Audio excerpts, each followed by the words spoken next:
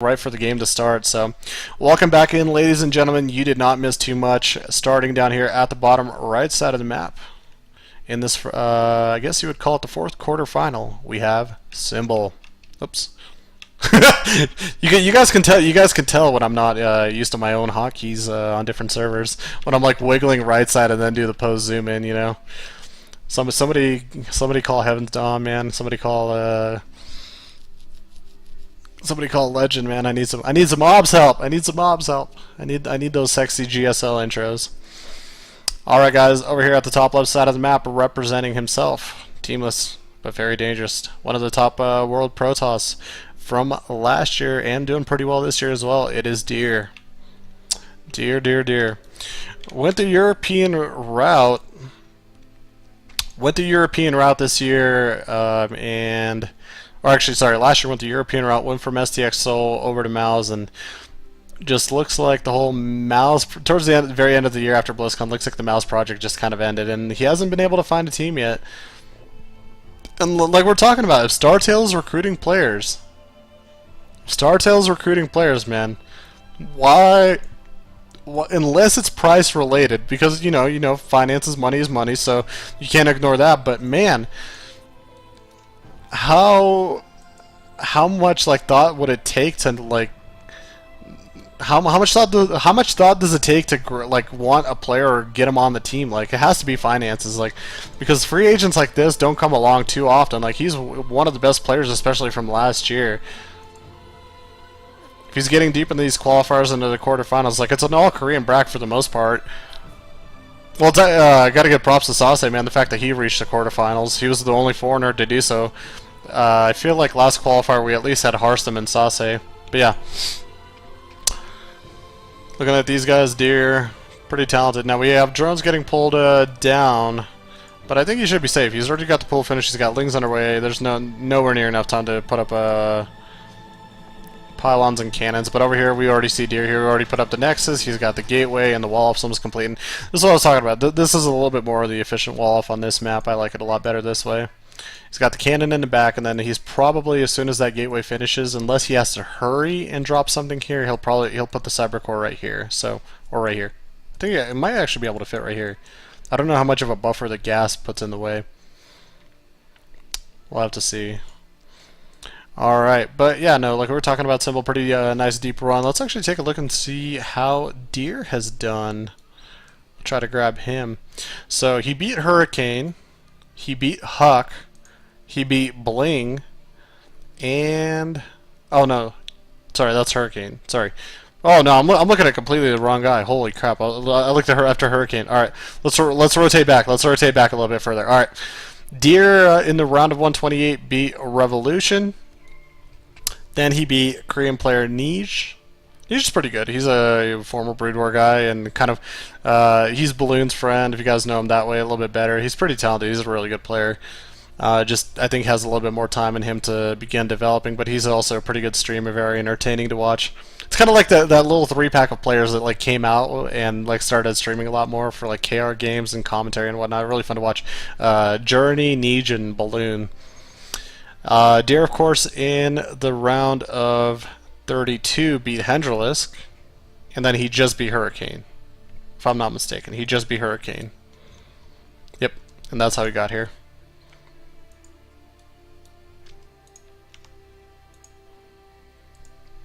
But once again, PvZ, pretty standard to see that nowadays. I don't know. PvZ doesn't bother me as much as it used to back in the day. It used to burn me out just due to the fact that every game ended up going Storm Hosts.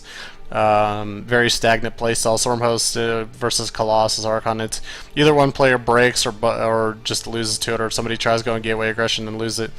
So it looks like a Cyber Core got placed back here. He's going to build a pylon and do this type of a wall off. A little bit different than I'm used to 100% seeing.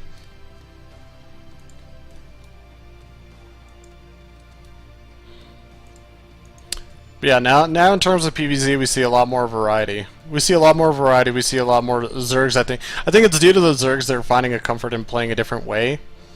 And this seems to be the case in a lot of matchups, in terms of ZVP, ZVT.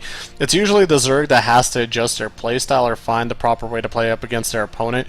Terrans in Protoss, they're a little bit more linear in terms of their thought process of what they're going to do. Zergs have to be more read-reacting. It's just the usual way. Usually you see a little bit more read-reaction coming from the Zerg player. They have to scout, they have to make the proper composition to deal or to fight against his opponent. So here comes Oracle for Deer. Let's see if it's going to be able to get along the edges and snipe. This is what we were talking about the last game, actually. Able to get, looks like, only one kill along the edge over there. And of course, since there's no, well, I was about to say no gases. One gas just popped up, but no drones on it. I don't know how much damage is going to get done, because as soon as he gets within range, man, you can't even let 2 spore shots even get to this Oracle now, or it's going to fall. So the best that I feel like the best that Deer could do is actually go for this extractor right here. Man, goes up to 4 right there. I almost forgot about that. It's how this map is laid out. This third base gas on the left side is very far extended from the mineral line, so maybe one of those maps or one of those bases where you would consider dropping 2 spore crawlers, one right here and then one right over here. I feel like it would be a little bit safer. I mean, it's not too big of an investment, right? Like, you could drop 2 spore crawlers and you'd be just fine. You wouldn't be really too far behind. Meanwhile, over here, Deer forming the huge wall off that we see over here with the gateway, has his third base up and ready. 10 Hydras underway. We'll see if any attempt from Symbol right now to go across the map with a very heavy Ling Hydra force. You could, of course, because, I mean, you could take a look and see. I don't know how quick. Well, he's got the Mothership course. I guess he's got the Photon Overcharge if he needs it. But with these Hydras coming over, they could start sniping away at some of these buildings over here, start taking away at the gateways. Really, the biggest threat about coming to this side of the map at this point of the game is just getting trapped up and caught up in a very weird location of force fields and Mothership core and every other unit that you could possibly think of. And you can see that's why Deer is getting very heavily on the sentry count. He's getting very heavy on it. So here we go. Here comes a flood of Hydras and Lings coming across the map. One Void Ray. Oh, what are you doing here? Get on home. Well, the thing I'd be worried about, not exactly the Hydras, but now I'd be worried about the Lings more than anything. Here they come, and there's not a lot of Zealots there, so it's Stalkers and Sentries for the most part, and Guardian Shields popped, Force Fields are pretty much set. A few of the Lings do continue filtering on through, and if a couple of these Sentries fall, there was a couple right there with a really nice energy on them. It's going to continue on through. 10 seconds of time warp. We'll see how this is going to be really affected. Most of the Hydras end up getting out of this. See, look at that. Like, majority of the Hydras even got out. Like, once again, man. Once again, that balance change, absolutely useless. Sentry with the Guardian Shield does fall. We do see the Protoss army starting to back up in even more defensive position than he was a little bit earlier. Production of 26 more Lings. Right now, really simple. Just needs to hold off a little bit longer. He's put on a lot of pressure, but he needs some more time, and he needs some more support for these Hydras. He takes out the Voidery, but there we go. Here comes the Lings. I'm like, he needs to try to keep the Hydras alive. They're very important with their DPS and their ranged attack. While the Lings buffer, it's very important to keep them alive. But here we go. They're going to surround the Stalkers or try to get into attempt to surround. It gets a couple of them, actually. Not too bad. So a lot of damage output right here, forcing a lot of units out of Deer. More and more Warpins coming from him, and 15 Hydras in production. Spire behind this, and this is really nice because while Deer is kind of unable to think about really taking up aside of the current upgrades that he has, he's got to be very worried about just this huge influx of units constantly. And with the Spire, the transition to the Spire is going to be very dangerous. Now we see also the Infestation Pit as well, going to go double tech. Deer has spotted that Spire, so already there was, I feel like, one Phoenix out on the map. Or is there one? No, he canceled it. Never mind. So he canceled it out.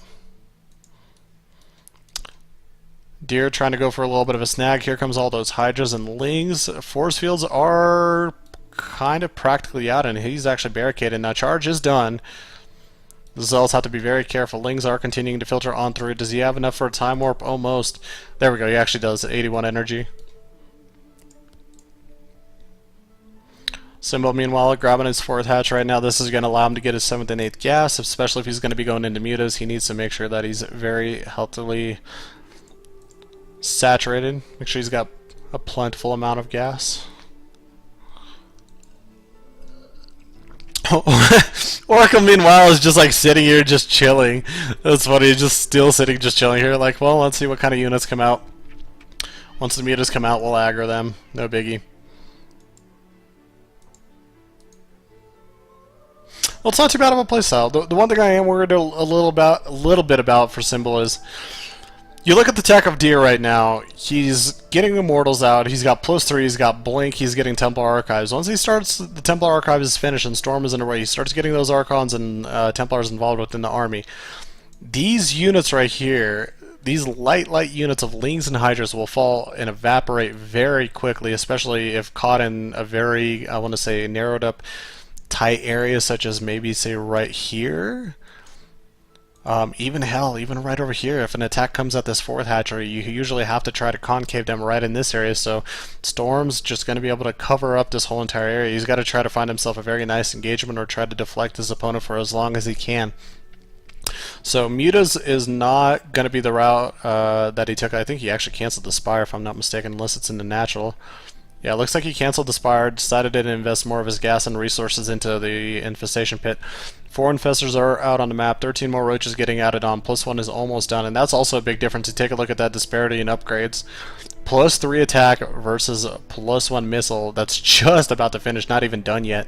So, Storm that we were talking about done, Robotics Bay getting produced, and are we going to see a 4th base right here? Yeah, it looks like we might. Not too bad of a location. Like, really, this is only a terrible location when Broodlords are out, so... Meanwhile, over here, a little miniature Zealot run by. Getting a little bit of damage done. Actually, worker count now higher for our Protoss players, so... things you don't see every day. Well, here comes both armies right now. Deer has to be very careful not to get fungal. He's sending over some hallucinated phoenixes to be able to spot for this, and he does know now that there's infestors. 4 infestors technically shouldn't be able to win you the battle, but the thing is, with 4 fungals, if you could line up a good amount of these units all at once, then that's really going to be all you need. Because if you could take out a majority of the buffer, the zealots, and everything else, it's going to be very efficient for you. Now, meanwhile, over here we do have a little bit more harassment coming at the natural. This forces the units back down over there. He took actually the whole army. Deer really wants to get an open engagement, or if he possibly can, to feed back these infestors. He really wants to find a really nice position for himself, and there we go. He's going to be heading down this way. Roaches, everything rotating over, like I'm saying, you got to be very careful. This would not be a bad idea to fight right here. This is a good angle. If you could actually get some of those Templars up ahead and trying to feed back those infestors, this would be a very nice location to do it. So here we go, throwing down some force fields already. The pursuit does continue. Oh, I'm really worried. Well, he might be able to feedback. He might be able to storm. He needs to make sure the Templars are ready to storm. He has storm finished. He's going to lose Templars if he doesn't actually use them. There we go. Uses 1 storm. Another Templar does fall. Another Templar falls. And oh, this is just becoming a little bit bad for Deer, I feel like. Fortunately for him, he can't. Fortunately for him, Symbol can't walk up inside that 4th base. There's already a lot of cannons up there positioned. Would be a very unfortunate concave and then ramp for him to walk up through. 4th base, spine crawlers are up, but he needs to actually begin saturating it, grab his gases. Pretty good game 1, man. Pretty good game 1. For a PvZ, this is a pretty damn good game 1. Deer splitting up his army, sending 4 zealots over here at the rocks. Send him at the rocks. It's like the zealots are like, well, he told us to come to the rocks. Did he tell us to attack him? I don't know. Did anybody get the order? No. Well, the army's a little bit split up right now. He's backing up. We take a look and see the Greater Spire just finished up, so 6 Broodlords are in production. Hallucinated Phoenix not able to come up in time and to spot this. And like I said, this is a great base up until Broodlords are involved, and we'll see how this works out. We'll see how this works out. 7 Broodlords in production. Symbol down to 3 hatcheries. He's already been able to fight 1 game off of 3 hatcheries earlier today, as we saw versus Hush. But he's going to have to make sure he fights this out really well, because main base getting very low on resources, natural going to be getting there pretty soon.